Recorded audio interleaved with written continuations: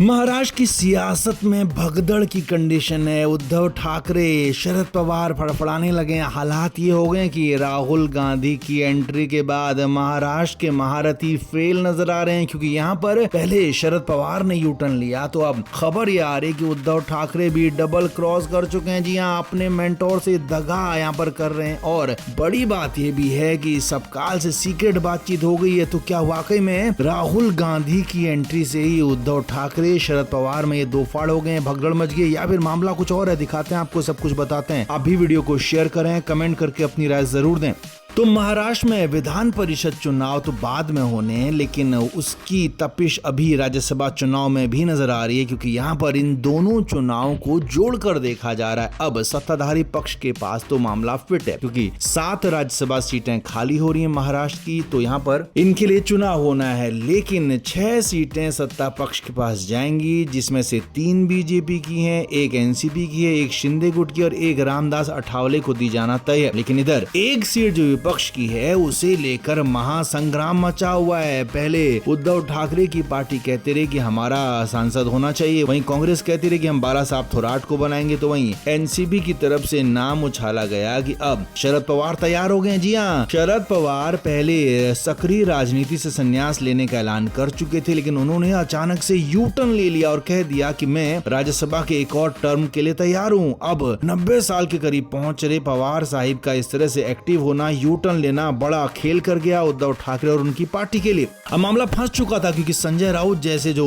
इंसान हैं, वो पार्टी के अंदर बहुत सारे हैं उद्धव ठाकरे की, तो वो एक तरह से शरद पवार के समर्थन में खड़े हो गए। फिर एंट्री हुई राहुल गांधी की, तो राहुल गांधी ने साफ तौर पर कहा कि कांग्रेस को क्या मिलेगा, हम आपको समर्थन कर देंगे। राज्यसभा में शरद पवार को, विधान परिषद में उद्धव ठाकरे को, तो कांग्रेस का क्या, कांग्रेस को क्या मिलेगा, सवाल वो उठा। लेकिन उसके बाद अब खबरें ये आ रही हैं कि राहुल गांधी की एंट्री के बाद कांग्रेस महाराष्ट्र की जो है वो फूंक फूंक कर कदम रख रही है। महाराष्ट्र के प्रदेश कांग्रेस अध्यक्ष हर्षवर्धन सबकाल यहाँ पर पूरी बातों पर नजर बनाए हुए हैं, राहुल गांधी के प्रतिनिधि के तौर पर बात कर रहे हैं। और अब बड़ी बात यह है कि उद्धव ठाकरे भी डबल क्रॉस कर रहे हैं, यानी कि उद्धव ठाकरे अब खुद भी राज्यसभा जाना चाहते हैं, अपने मेंटोर शरद पवार से यहाँ पर दगाबाजी करके खुद का नाम आगे करने की कोशिश में। हालांकि खबरें ये हैं कि उद्धव ठाकरे खुद अपना नाम नहीं लेंगे, अपनी पार्टी के नेताओं से अपना नाम आगे करवा रहे हैं। और अब उद्धव ठाकरे चाहते हैं कि वो राज्यसभा जाएं, राज्यसभा में बैठें और राज्यसभा में शरद पवार की जगह खुद जाएं, क्योंकि यहाँ पर बात यह है कि शरद पवार इतना बड़ा नाम है कि शरद पवार के नाम का खुला विरोध कांग्रेस भी नहीं कर पाएगी। और शरद पवार का नाम आता है तो सभी को राजी होना पड़ेगा कि हाँ, शरद पवार को राज्यसभा भेजा जाए। लेकिन अगर यहाँ पर उद्धव ठाकरे यूपीटी की तरफ से प्रपोज हो जाते हैं तो फिर मामला फंस जाएगा। इसीलिए खबर तो ये भी है सूत्रों के मुताबिक हर्षवर्धन सबकाल से उद्धव ठाकरे की एक मुलाकात हो चुकी है। सीक्रेट मुलाकात में यही तय किया गया कि उद्धव ठाकरे को राज्यसभा भेजना है, और इसके लिए शरद पवार की बलि भले ही क्यों न चढ़ानी पड़े, तो शरद पवार की बलि चढ़ाने के लिए भी उद्धव ठाकरे तैयार हो गए। और अब इससे भी बड़ी बात यह है कि यहाँ पर शरद पवार ने सीधे सीधे राहुल गांधी से बात की है कि मैं राज्यसभा जाना चाहता हूँ। तो यानी कि मामला फंसा हुआ है। उद्धव ठाकरे पूरी कोशिश कर रहे हैं शरद पवार की बलि चढ़ाने की, लेकिन शरद पवार भी पुराने खिलाड़ी, वो भी लगे हुए। अब देखना यह है कि शरद पवार और उद्धव ठाकरे इनमें से किसकी जीत होती है, कौन अपने कामयाब मंसूबों में हो पाता है, ये देखना बाकी है। तो आप इस पर क्या कहेंगे? आपकी नजर में कौन जाना चाहिए राज्यसभा, शरद पवार या फिर उद्धव ठाकरे? कमेंट जरूर करें, वीडियो को शेयर भी करें।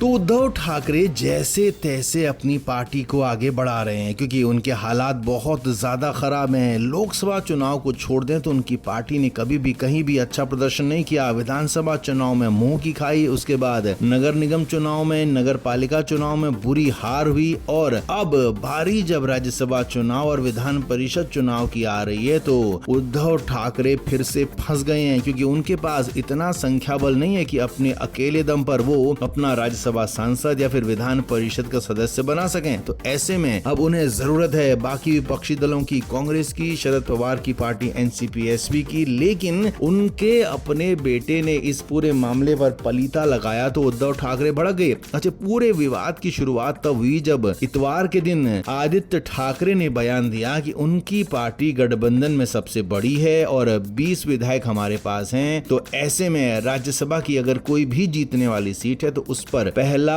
अधिकार शिवसेना यूबीटी का है। अब ये बात तो ठीक कही आदित्य ठाकरे ने, लेकिन उद्धव ठाकरे को दिक्कत इस बात से नहीं थी, बल्कि दिक्कत ये थी कि आदित्य ठाकरे ने ये बात पब्लिकली कह दी और मीडिया के सामने जब ये बात कही तो उसके बाद उद्धव ठाकरे कांग्रेस के साथ गेम बना रहे थे अपनी विधान परिषद सीट का, वो बिगड़ गया। जी हाँ, कांग्रेस के केंद्रीय नेतृत्व ने उद्धव ठाकरे पर इस बयान का मतलब पूछ लिया कि आखिर ये बयान आदित्य ठाकरे का है या फिर उनकी पार्टी का भी यही स्टैंड है, क्योंकि यहाँ पर खबरें जो आ रही हैं उसके मुताबिक उद्धव ठाकरे डील कर रहे थे कांग्रेस से कि राज्यसभा की सीट कांग्रेस को दे दी जाए, तो विधान परिषद में खुद उद्धव ठाकरे जाना चाहते थे, तो उसी डील को लेकर बातचीत चल रही थी। लेकिन आदित्य ठाकरे ने उस डील पर पलीता लगा दिया, उस डील को एक तरीके से ब्रेक लगा दिया, रोकने का काम कर दिया, क्योंकि कांग्रेस ने इस डील को ही होल्ड पर डाल दिया। अब अगले महीने मार्च में चुनाव होना है राज्यसभा सीट का और उद्धव ठाकरे चाहते थे कि राज्यसभा की सीट कांग्रेस को दे दी जाए तो मैं विधान परिषद में चला जाऊंगा।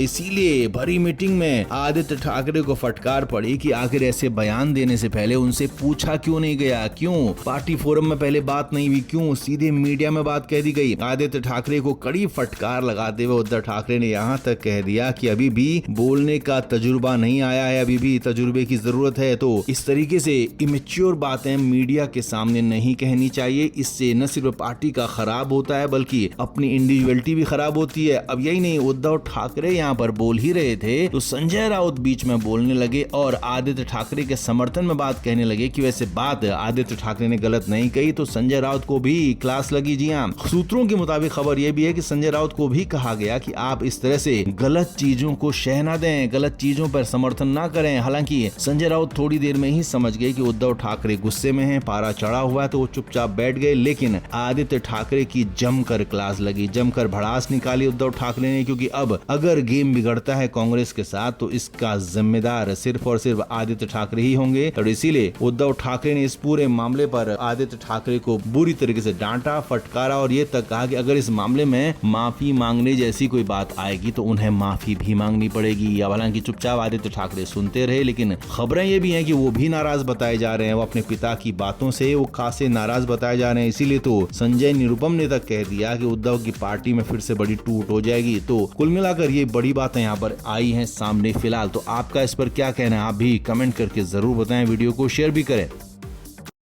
Flame media report.